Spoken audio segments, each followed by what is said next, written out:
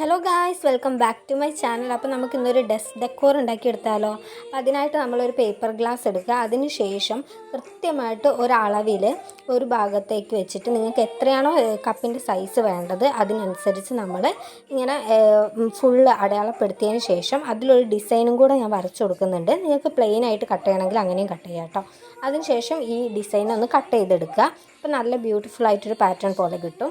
അതിനുശേഷം നമുക്ക് ഇഷ്ടമുള്ള കളർ ഏതാണെന്ന് വെച്ചാൽ കൊടുക്കാം. ഞാനിപ്പോൾ ഇവിടെ ഗ്രീനാണ് കൊടുക്കുന്നത്. അപ്പോൾ ഗ്രീൻ കളർ വെച്ച് ഫുള്ള് കവർ ചെയ്തിട്ടുണ്ട്.